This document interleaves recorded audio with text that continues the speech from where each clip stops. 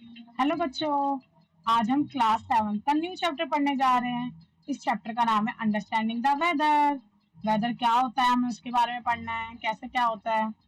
ठीक, देखो, अब हमारे पास वैसे दो टर्म होती है, एक वेदर और एक क्लाइमेट। आपने ये वेदर सुना होगा। देखो, वेदर का मतलब क्या होता है, जैसे हम बोलते हैं ना कि आज तुम्हारे यहाँ मौसम कैसा है। तो कभी कोई बोलता है कि हमारे यहाँ पे ठंडा मौसम है, हमारे यहाँ पे तो अभी गर्मी बहुत ज्यादा हो रही है। इसको क्या कहते हैं, इसको वेदर बोलते हैं। जब हमारा वेदर जो होता है वो एक ऐसा स्टेट होता है अर्थ के एटमॉस्फेयर का, पर्टिकुलर टाइम पे या प्लेस पे। जैसे आज हमारा गर्मी हो रही है, कल अगर हमारी ठंडी होगी, तो ऐसे करके वेदर जो होता है वो डे टू डे एक्टिविटीज के हिसाब से होता है, डे टू डे के अकॉर्डिंग होता है। ठीक। और जो दूसरा वर्ड मैंने बताया क्लाइमेट, क्लाइमेट क्या होता है, जब कोई एक लंबे समय तक अगर एक ही वेदर रहता है किसी एरिया में, उसको हम क्लाइमेट बोलते हैं। ठीक। जैसे अगर आप देखो कि हमेशा पहाड़ों के ऊपर कैसा क्लाइमेट रहता है, तो वहां पे ठंडा ही रहता है हमेशा। तो इसलिए वहां पे अगर देखेंगे तो वो क्लाइमेट कैसा होगा, वहां पे ठंडा। ठीक। और वहां का अगर वेदर पूछेंगे तो हम बोलेंगे कि हाँ, आज वहां पे स्नोफॉल हो रही है, और आज वहां पे स्नोफॉल नहीं हो रही, तो वो उस दिन का ज्यादा ठंडा और कम ठंडा होगा। ठीक। चलो, अब एटमॉस्फेयर क्या होता है हमारा। एटमॉस्फेयर होता है जो हमारा, जो भी पृथ्वी होती है, जो भी अर्थ होता है, अर्थ के चारों तरफ का जो एरिया होता है, चारों तरफ जो एक सराउंडिंग, एक गैसेस की जो लेयर है वो सराउंडिंग में पूरी चारों तरफ है, उसको हम क्या बोलते हैं, उसको हम बोलते हैं एटमॉस्फेयर। क्या बोलते हैं, एटमॉस्फेयर। जहाँ पे लेयर ऑफ गैसेस होती है अर्थ के आसपास। ठीक। और ये सिर्फ बेटा अर्थ के ही केस में है, और कोई भी प्लेनेट ऐसा नहीं है जहाँ पे आपको एटमॉस्फेयर मिलेगा। ठीक। अब देखो, अब हमारे बहुत सारे मतलब ये चार तरह के हम स्फीयर पढ़ते हैं। देखो, एटमॉस्फेयर पढ़ा, जो चारों तरफ गैसेज होती है। अब हम इसको बाइफरकेट कर सकते हैं ऐसे कि हमारा एक ट्रोपोस्फेयर होता है, एक स्ट्रेटोस्फेयर होता है, मेसोस्फेयर, और ये सब चीजें। आपके सिलेबस में आप छोटे बच्चे हो तो सिर्फ ट्रोपोस्फेयर है अभी। ठीक। अब देखो, ट्रोपोस्फेयर होता क्या है, ये अर्थ की सबसे क्लोजेस्ट, अर्थ की क्या है, सबसे closest surface of the earth है। जैसे देख रहे हो, ये अर्थ है हमारी, अर्थ की सबसे ऊपर हमारी जो मिलती है हमें, वो ट्रोपोस्फेयर मिल रही होती है। ठीक। यहाँ पे सारे लोग जो होते हैं, चाहे एनिमल्स हो चाहे प्लांट्स हो, सारे लोग जो होते हैं यहाँ पे क्या कर सकते हैं, वो लीव करते हैं, यहीं पे रहते हैं, और यहीं पे वो ब्रीज भी करते हैं। ठीक। अब देखो, जो ट्रोपोस्फेयर की जो हाइट होती है ना, वो अलग अलग जगह पे अलग अलग होती है। जैसे देखो, 6 to 8 किलोमीटर तक उसकी हाइट हो सकती है ग्राउंड लेवल से। जैसे अगर देखा जाएगा तो वो लेस थिक है पोल्स पे, और ज्यादा थिक है ट्रॉपिकल जोन पे। ठीक। हाँ। अब ट्रॉपिकल जोन मतलब वही, जैसे मैं बताती हूँ, जैसे मान लो अगर हमारा ये अर्थ है, तो इस अर्थ में जो पोल्स होगा ना, ऊपर वाला पोल्स और नीचे वाले पोल्स, इधर पे जो होगी ना उसकी हाइट वो कम होगी। और जो आपकी जो इक्वेटर के ऊपर जो उसकी हाइट है वो कितनी होगी, वो ज्यादा होगी, 18 किलोमीटर तक होगी। उसका रीजन ये है क्योंकि देखो, एयर जब जैसे गर्मी में क्या होता है, हमारे इक्वेटर के आसपास क्या है, गर्मी है। और गर्मी में क्या होता है, हम खुल के सोते हैं ना एकदम, अपने बिल्कुल ऐसा खुला खुला सोते हैं। ठीक। या खुला खुला बैठते हैं क्योंकि गर्मी लग रही होती है। तो हमारे इक्वेटर के ऊपर भी क्योंकि बहुत ज्यादा ऐसे गर्मी है, तो उसके क्या है, हमारी जो एयर है वो कैसी होगी, एक्सपेंड होगी, खुला खुला रहेगी और सोएगी आराम से। और वही अपने अगर आप ठंड में होते हो, तो ठंड में आप कैसे सिकुड़ के सोते हो ना, तो इसलिए हमारी ठंड में जो ये वाली लेयर है ट्रोपोस्फेयर वाली, वो क्या है, वो सिकड़ी हुई है, वो एकदम से बंधी हुई है। तो वैसे ऐसे बीच के सोई हुई है, तो इसलिए वहां पे हाइट कम है हमारे ट्रोपोस्फेयर की। ठीक। तो यहाँ पे ऐसे याद रखना, it is less thick at the poles और more thick at the tropical zone. और ये याद रखना, एग्जाम में ये आ सकता है, कंफ्यूज कर देगा आपको। ठीक। अब देखो बेटा, वेदर के जो एलिमेंट्स होते हैं वो कौन कौन से होते हैं, तो देखो, हमारे अगर कहीं का अगर हमें वेदर पूछना हो कि आज का मौसम कैसा हो रहा है, तो ये दो तीन चीजों पे डिपेंड करता है। पहला, टेम्परेचर। टेम्परेचर मतलब कि वहां पे कितनी धूप हो रही है, कितनी छाव हो रही है, कैसा मतलब वो है, मतलब कितना ठंडा है और कितनी गर्मी लग रही है। ठीक। तो ये क्या है, हमारा फर्स्ट एलिमेंट है। दूसरा एलिमेंट कौन सा है, पर्सिपिटेशन। पर्सिपिटेशन क्या होता है कि किस फॉर्म में वो चीज हमारे नीचे आ रही है। जैसे देखो, अब कभी कभी कैसा होता है, कभी कभी आपके यहाँ पे बारिश आती है ना, और कभी कभी क्या होता है कि आपके यहाँ पे वो भी आते हैं, ओले भी गिरते हैं, है ना। और लेकिन अगर आप कोई ठंडा इलाका देखो, तो ठंडे इलाके में क्या होता है, वहां पे तो स्नो गिरती है। तो यही है प्रेसिपिटेशन, मतलब किसी भी तरीके से अगर हमारा आसमान से नीचे कोई चीज आ रही है, चाहे वो पानी की फॉर्म में हो, रेन की फॉर्म में हो, चाहे स्नो की फॉर्म में हो, चाहे वो गोले ओले गिर रहे हो, सॉरी गोले नहीं, ओले गिर रहे हो, हेल, ठीक है, स्लीट हो, तो उसको क्या बोलते हैं, हम पर्सिपिटेशन बोलते हैं। ठीक। तीसरा हमारा किसके ऊपर, प्रेसिपिटेशन के ऊपर भी डिपेंड करता है। सोचो अगर बारिश आ जाएगी तो ठंडा इलाका हो जाएगा, है ना, स्नो होगा तो ठंडा इलाका हो जाएगा, ठंडा मतलब वेदर हो जाएगा। ठीक। तो ये चीज है। और अगर टेम्परेचर पर ठीक वैसे, जैसे मान लो आज गर्मी है तो बहुत ज्यादा हॉट हमारा ये है, तो इसकी वजह से हमारा वेदर कैसा हो जाएगा, हॉट।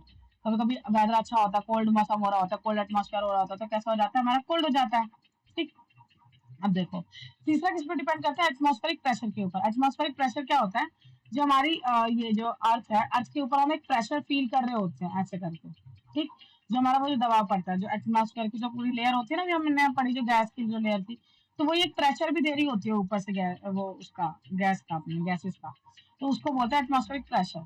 ठीक। और ये एटमॉस्फेरिक प्रेशर जो होता है, जब भी आप कभी माउंटेन्स पे जाओगे ना, तो जैसे मान लो ये माउंटेन्स है, तो यहाँ पे आपका प्रेशर क्या हो जाएगा, वो कम हो जाएगा। ठीक। अब देखो, विंड।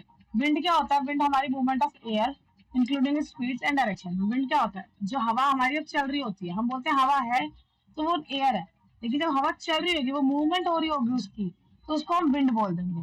ठीक।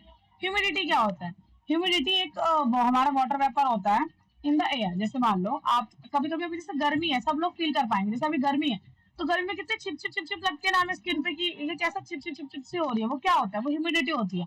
हमारे एटमॉस्फेयर में क्या है, हमारा पानी है, तो इस एटमॉस्फेयर में जो वाटर वेपर अवेलेबल है, उसी को हम बोलते हैं ह्यूमिडिटी। ठीक।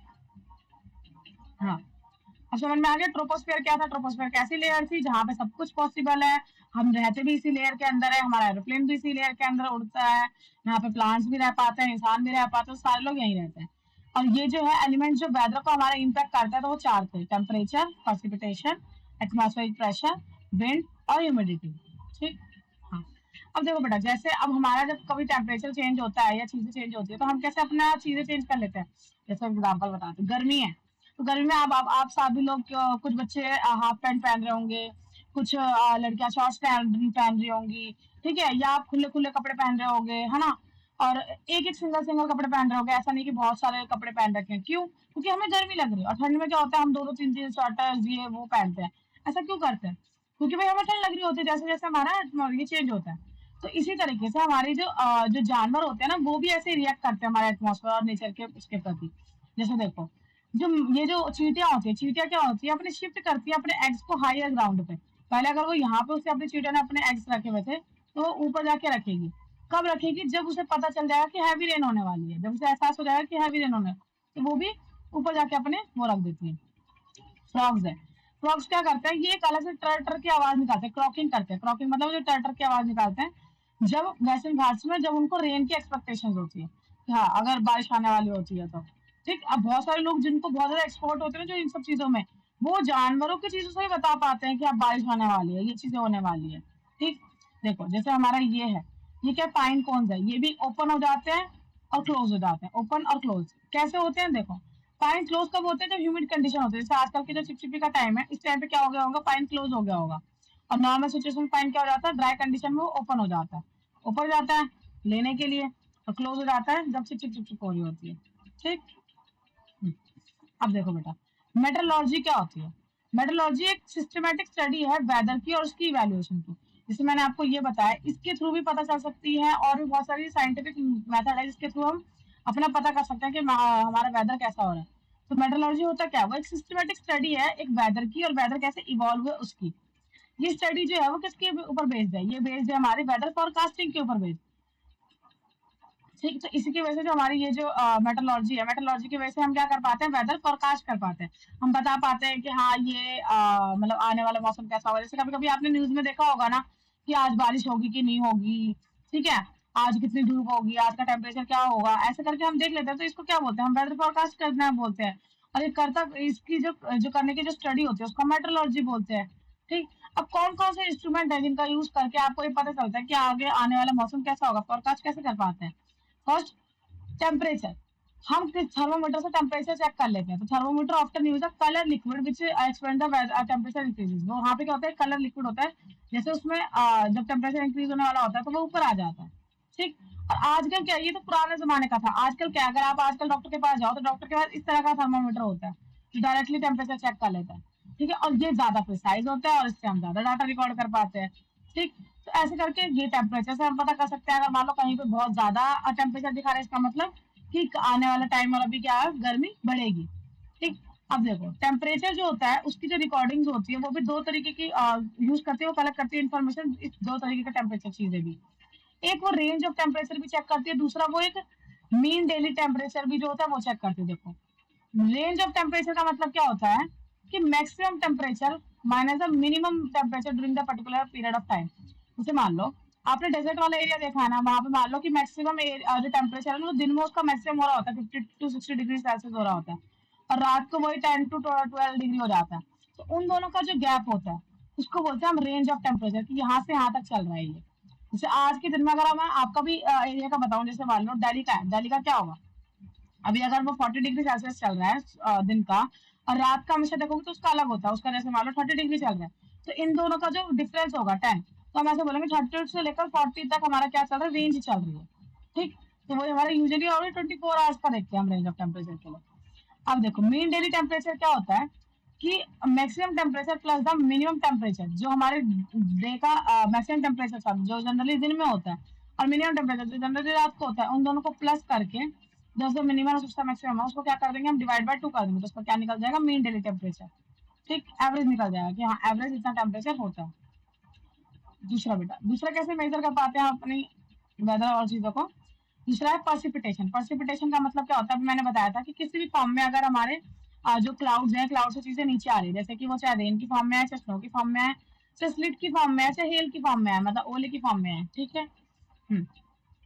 अमाउंट ऑफ रेन, दूसरी बात है, अब जितना रेनफॉल होती है उसको भी हम मेजर करते हैं। देखो टेम्परेचर को मेजर करने के लिए हमने थर्मोमीटर रखा हुआ था, अब कितनी बारिश हुई, कितना स्नो गिरा, उसको मेजर करने के लिए हमारे पास एक इंस्ट्रूमेंट होता है जिसका नाम है रेन गॉज। क्या नाम है, रेन गॉज। तो कुछ इस तरीके से होता है बेटा। अब इसमें क्या होता है, जब बारिश आती है तो पानी ना यहाँ पे आके इकट्ठा होता है, मतलब यहाँ से आता है और सीधा यहाँ के अंदर जाता है। और देखो ये मेजरिंग ट्यूब लगा रखी है, अगर पानी जहां तक भरेगा उतने सेंटीमीटर तक हम बोल पाएंगे कि हाँ उतना हमारा मतलब बारिश हुई है, 50 सेंटीमीटर, 12 सेंटीमीटर, या जो भी चीज है। ठीक, तो when it rains water positive of funnel collected by the cylinder, इसके द्वारा कलेक्ट होता है, और फिर हम उससे मेजर कर पाते हैं कि कितनी डेप्थ तक हमारी रेनफॉल हुई है। जैसे आप कभी आप बड़ी क्लासेस में भी जाओगे तब भी आप पढ़ोगे कि 50 सेंटीमीटर बारिश हुई, 100 सेंटीमीटर बारिश हुई, तो वो चेक कैसे किया जाता है, वो ऐसे किया जाता है। ठीक। चलो, अब है एटमॉस्फेरिक प्रेशर। एटमॉस्फेरिक प्रेशर क्या होता है, मैंने बताया कि हमारा ये हमारे एटमॉस्फेयर की जो लेयर जा रही है, जो हमारी ये जो एयर की लेयर जा रही है, वो क्या करती है, वो एक दबाव देती है। ठीक, तो वही है हमारा एटमॉस्फेरिक प्रेशर। वो क्या होता है, जनरली सी के पास जो होता है वो हायर होता है। ठीक है, जो अगर आप सी देखोगे, अगर यहाँ पे समुद्र है उसके पास में जो एटमॉस्फेरिक प्रेशर होगा वो ज्यादा होगा, और कम कहाँ होगा, माउंटेन्स पे होगा। ठीक, क्यों होता है इतना बहुत डिटेल हो जाएगा, तो अभी तो आप छोटे हो, अभी आपको इतना याद रखना है कि सी के पास ज्यादा होता है और माउंटेन्स के पास कम होता है। ठीक, बड़े हो जाओगे नेक्स्ट क्लास में जाओगे तब डिटेल में बताते हैं। देखो जब आप माउंटेन पे चढ़ते हो, और देखो मैं आपको ना एग्जांपल दिखाती हूँ कि लोअर के होने से क्या फर्क पड़ता है। जब भी हम माउंटेन्स पे चढ़ते हैं, अगर कोई बच्चा वैष्णो देवी गया होगा या कभी कभी उसने हाइकिंग करी होगी, माउंटेन्स पे गया होगा अपने पेरेंट्स के साथ, तो उन्होंने देखा होगा कि ऊपर सांस लेने में दिक्कत आती है। क्यों आती है, क्योंकि वहां पे जो प्रेशर होता है वो कैसा होता है, कम होता है। ठीक है, देखो देखो एयर जो होती है वो थिनर हो जाती है in the plain below, as a result the air pressure is lower. Air pressure क्या हो जाता है, कम हो जाता है, और इसकी वजह से होता है क्या, लेस ऑक्सीजन अवेलेबल होती है। एयर प्रेशर कम है मतलब वहां पे कम एयर की मॉलिक्यूल्स है। ठीक है, तो वो क्या हो जाएगा, कम हो जाएगा, ऑक्सीजन कम मिलेगी, और ऑक्सीजन जब कम मिलती है हमें, तो हम क्या करते हैं, तो हमारे जो लंग्स होते हैं वो तेज से सांस लेने लग जाते हैं। ठीक है, तो हमारे लंग्स जल्दी तेज से सांस लेंगे ताकि हम अपने ब्लड तक पहुंचा सके। तो हम कभी कभी जब भी माउंटेन्स पे जाते हैं तो हम हाफ भी रहे होते हैं, हाँ ऐसा करके करते हैं ना हम जब भी ऊपर जाते हैं। और ठीक इसी तरीके की सिचुएशन कब हो जाती है, जब हम भागते हैं तब भी तो हमारा ऐसा ही होता है कि हमारा एकदम से उस टाइम पे क्या होता है, हमने सारी ऑक्सीजन ले ली होती है। तो जैसे हम नॉर्मल रनिंग के टाइम पे ऐसा होता है, ऐसे जब हम माउंटेन्स पे जाते हैं तो वहां पे हमारी ऑक्सीजन कम हो जाती है, तो हमारे ब्लड पे मिल नहीं पाता, तो इसलिए हमारे लंग्स तेजी से काम करने लग जाते हैं ताकि हम जनरली सांस ले, और इसलिए हमें कभी कभी कैसा फीलिंग होती है वहां पे, ब्रेथलेस फीलिंग होती है, जैसे हमें सांस ही नहीं आ रही, कभी कभी डिजी लगता है, और थके थके से महसूस करते हैं हम अपने ऑल्टीट्यूड्स पे। जब भी हम ऊंचाई पे, जब भी माउंटेन पे जाते हैं उसके ऊंचे हम थके थके से, ऐसे डिजी डिजी से, और ऐसे लंबी लंबी सांस लेते हुए फील करते हैं। ठीक, अब देखो, अब जैसे हमने अपने रेन को मेजर करने के लिए देखा कि हमने रेन गॉज यूज किया, हमने टेम्परेचर के लिए थर्मोमीटर यूज किया, ऐसे प्रेशर को मेजर करने के लिए कि कितना प्रेशर है, इसको भी हम एक इंस्ट्रूमेंट से मेजर करते हैं जिसका नाम है बैरोमीटर। क्या नाम है, बैरोमीटर। और इसको किस यूनिट में मेजर करते हैं, जैसे अगर मैंने आपको बताया था कि अगर मान लो अगर आप अभी मम्मी ने आपको मान लो दूध लाने के लिए दे दिया तो आप लीटर में लेके आओगे, चावल लाने के लिए दिया तो आप किलो में लेके आओगे। ऐसे बैरोमीटर के अंदर किस यूनिट में चल रहा होता है, मिलीबार में चल रहा होता है। किस यूनिट में चल रहा होता है, मिलीबार में। हाँ, अब देखो बेटा फोर्थ टॉपिक है आपका विंड। विंड क्या होता है मैंने बताया, चल रही हवा होती है। देखो ये चल रही है ना पीपीटी में, ये हमारी क्या चल रही है, यहाँ पे हवाएं चल रही है। तो जब भी हवा जो चलती है, पहले तो विंड की मूवमेंट होती कैसे है बेटा, हाई प्रेशर से लो प्रेशर मूवमेंट होती है हमेशा। कैसे होती है, हाई प्रेशर से लो प्रेशर, मतलब जहाँ पे ज्यादा विंड है और जहाँ पे कम विंड है हमेशा ऐसी हवा चलेगी। अगर यहाँ हाई प्रेशर है तो यहाँ लो प्रेशर, तो ऐसी हवा चलेगी। आप सोचोगे दोनों जगह हाई प्रेशर हो तो नहीं चलेगी हवा, जरूर इसके कंपेयर में इससे थोड़ा कम होगा तभी चलेगी। जैसे हम स्लाइड्स होती है ना, आ, आपने वो झूला झूला होगा ना पार्क में, वैसे स्लाइड वाला होता है जो ऊंचा होता है, ऊंचे से तभी हम नीचे गिरते हैं ना, तो वो क्या हो गया, एक तरह से हाई प्रेशर से लो प्रेशर जाते हैं। अगर आप उल्टा चलने की कोशिश करते हो तो कितना मुश्किल होता है। ठीक, तो यहाँ पे भी जो हवा भी चलते हैं कैसे चलते हैं, high pressure to low pressure. अब विंड में बेटा हम क्या देखते हैं, हम दो चीजें देखते हैं, स्पीड और डायरेक्शन देखते हैं। ये दो मेन इंपॉर्टेंट फैक्टर होते हैं कि कितनी तेज हवा चल, देखो हवा तो हमेशा चल रही होती है, बस कभी कभी बहुत स्लो चल रही होती है कि हमें फील ही नहीं हो रही होती, और कभी कभी उसकी स्पीड ज्यादा तेज होती है कि हमें बहुत ज्यादा फील हो रही होती है। और डायरेक्शन भी पता चलता है, जैसे जब आंधी आती है तब हमें ज्यादा अच्छे से डायरेक्शन पता चलता है कि इधर जा रही है हवा, ये सारी ऐसे करके इधर हवा जा रही है। जब बारिश होती है तब भी हम सोचते हैं कि बारिश कैसे हो रही है, तिरछी हो रही है, इसका मतलब ऐसे हवा भी चल रही है। ठीक, तो इससे भी हमें पता चलता है वेदर फोरकास्टिंग के बारे में कि हाँ वेदर कैसा होगा, आने वाला मौसम कैसा होगा। हम्म, अब देखो बेटा कैसे हम मेजर करते हैं डायरेक्शन और स्पीड को। अब हर चीज को मेजर करने के लिए अलग अलग बहुत इक्विपमेंट है, तो इसको मेजर करने के लिए भी है विंड वेन करके। अब ये होता क्या है, देखो ये एक वेदर वेन भी बोलते हैं और विंड वेन भी बोलते हैं। ये इसके एक रोटेटिंग आर्म होती है, देखो ये दिख रही है, ये rotating arm with a pointer at one end and the tail of the other। जब भी हमारी हवा चलती है तो टेल जो होती है ये पुश होती है। जैसे मान लो ये जो चीजें है वो क्या होगी, वो पुश होगी। इधर हवा चलेगी तो वो उस साइड पुश होगी, इधर इधर से हवा चलेगी तो वो उस साइड पुश होगी। और ये विंड वेन जो होता है वो क्या करता है, इस ये जो ऑन द टर्मेक में इसको क्या बोलते हैं, विंड शॉक बोलते हैं, जिस साइड से वो कर रही होती है। ठीक, और सिमिलर शॉक्स को यूज किया जाता है अपना देखने में कि कितनी कैसे क्या हवा चल रही है, वो इसी के थ्रू हम प्रॉपर करते हैं। इसे जो पूरा इक्विपमेंट है इसके थ्रू हम करते हैं। और ये कितना वो हो पाया, मतलब हम जैसे अगर देखा जाए कि कितनी डायरेक्शन थी, मतलब किस किस डायरेक्शन में किस स्पीड से एक्चुअली में हवा चल रही है, ये पता करने के लिए हमारे पास एक इंस्ट्रूमेंट होता है, उसको बोलते हैं एनीमोमीटर। एनीमोमीटर क्या होता है, ये सिंपल सा एक इक्विपमेंट होता है जो हमारी विंड की डायरेक्शन और स्पीड को मेजर करने के लिए हेल्प करता है। जैसे देखो ये दिख रहा है यहाँ पर नीचे में एक मशीन है अंदर लगी हुई है, इसमें क्या है जितनी बार भी ये घूमेगा यूं यूं यूं यूं यूं, तो उसको चेक करेंगे, वो काउंट कर रहा होगा, वो काउंट करके और बाद में बताएगा। तो इससे पता चलता है कि कितने हम किलोमीटर पर आवर चल रहे हैं। जैसे देखो यहाँ पे लिखा है कि 3 to 4 हमारे ये मेटल कप्स होते हैं जो वर्टिकल शिफ्ट में लगे होते हैं। जितनी तेज विंड चलेगी उतनी तेज ये घूमेगा, जैसे जितनी तेज हवा चलती है उतनी तेज हमारी चीजें घूम रही होती है।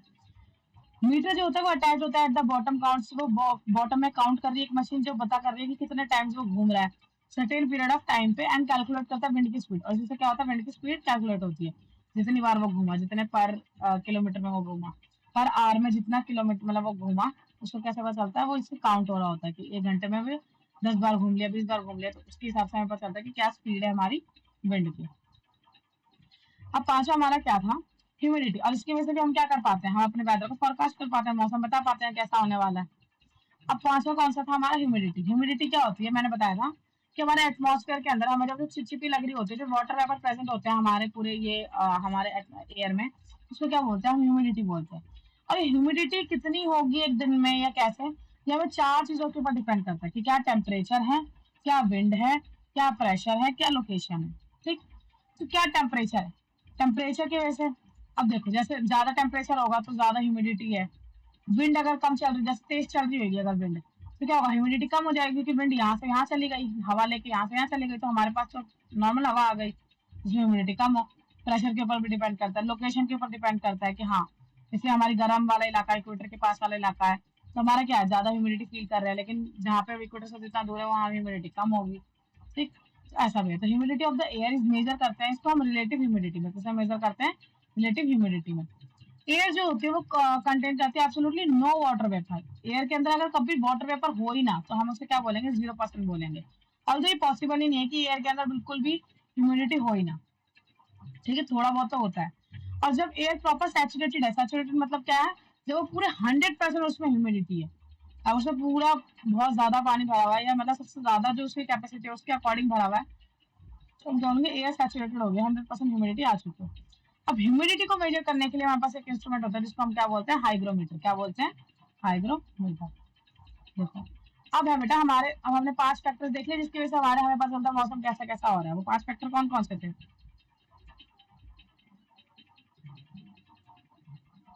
हाँ, फर्स्ट हमने पढ़ा था टेम्परेचर। ठीक, टेम्परेचर कैसे कम होता है ज्यादा होता है, इसमें हम रेंज ऑफ टेम्परेचर करते हैं, मीन डेली टेम्परेचर देखते हैं। फिर हमने पढ़ा था प्रेसिपिटेशन, जो हम रेन गॉज के थ्रू मेजर कर रहे होते हैं। फिर था हमारा एटमॉस्फेरिक प्रेशर, जो हम बैरोमीटर के थ्रू देख रहे थे। फिर हमारा था ये विंड, विंड को जो हम अपने एनीमोमीटर और विंड वेन से देख रहे थे। फिर था हमारा ह्यूमिडिटी, जिसको हम अपने हाइग्रोमीटर से देख रहे थे। और हम अब हम पढ़ेंगे कि वेदर स्टेशन, अब हमारे जो वेदर स्टेशन होते हैं वो कैसे काम कैसे करते हैं। देखो वेदर जो स्टेशन होता है ना, उसमें सारे इंस्ट्रूमेंट लगे होते हैं, जो अभी हमने इंस्ट्रूमेंट देखे, हमें सारे प्रॉपर इंस्ट्रूमेंट लगे होते हैं ताकि वो मेजर कर सके कि वेदर कैसा चल रहा है। और जो एक ऑटोमेटेड वेदर स्टेशन भी होता है जिसमें अंदर वो सेल्फ ऑपरेट हो रहा होता है। देखो ऑटोमेटिक ऑटोमेटिक क्या होता है, जो खुद से काम कर रहा है, हम उसे ऑपरेट नहीं कर रहे। तो वो सेल्फ ऑपरेटिंग सिस्टम होता है जिसके अंदर सेंसर लगे होते हैं मेजर करने के लिए, रिकॉर्ड करने के लिए पूरा वेदर का डाटा। जैसे कि वो चेक करता है टेम्परेचर क्या हो रहा है, वही चेक करता है ह्यूमिडिटी क्या आ रही है, वही चेक करता है विंड की स्पीड क्या है, डायरेक्शन क्या है, कितनी बारिश, कितना क्या प्रेसिपिटेशन हो रहा है, कितना हमारा एटमॉस्फेरिक प्रेशर है। समझ में आ गई? हम्म। अब देखो वेदर को प्रिडिक्ट हम कैसे करते हैं। मेट्रोलॉजी जो होता है वो सारा डाटा कलेक्ट करता है, जो भी इंस्ट्रूमेंट्स में कलेक्ट हुआ होता है वो भी एक लॉन्ग टाइम तक जब कलेक्ट करते हैं। और दे स्टडी द डाटा, और वो स्टडी करते हैं डाटा को, यूज करते हैं साइंटिफिक मेथड्स को ट्राई एंड प्रिडिक्ट करने के लिए प्रॉपर वेदर। तो फिर बता पाते हैं उसके अकॉर्डिंग कि कैसा क्या वेदर हो रहा है। जैसे देखो फॉग हो रहा है, हैवी रेन हो रहा है, तो वो ऐसा वाला सिंबल होता है। कभी आप गूगल पे भी देखो ना हैवी रेन, तो वो ऐसा सिंबल दिखाएगा। वेरी हैवी रेन में बिल्कुल काले ब्लैक हो जाएंगे बादल, और एक्सट्रीमली हैवी में देखो और ज्यादा हो जाएंगे। हैवी स्नो में व्हाइट कलर के बादल हो जाएंगे। हेल स्टॉर्म में इस तरह का सिंबल होता है। तो ये सब क्या है, ये हमारा एक सिंबल है जो हमारे अलग अलग मौसम को दिखाता है। जैसे डस्ट स्टॉर्म में ये है, हीट वेव में प्लस का साइन है, कोल्ड वेव में माइनस का साइन है और ब्लू है, कोल्ड डे में हमारा इस तरह से है। ठीक, तो ये सारे क्या है, वो ये साइन है। और यहाँ पे हमने कुछ कलर डिवीजन भी कर रखे हैं। देखो ग्रीन जो है वो नॉर्मल सिचुएशन है, जब हमारी कोई वार्निंग सिचुएशन नहीं है। येलो में क्या है, वॉच, ये भी अपडेट करेंगे। ऑरेंज में क्या है कि अलर्ट हो जाओ अभी सही, जैसे ये ऑरेंज इलाके हैं तो ये क्या हो जाएंगे, अलर्ट हो जाएंगे। और रेड मतलब क्या है कि सीधा वार्निंग दे रहे हैं, वार्निंग। ठीक, ठीक है बच्चों, थैंक यू। आज का लेक्चर हमारा यहीं पे खत्म होता है। प्लीज सारे बच्चे लाइक, शेयर एंड सब्सक्राइब।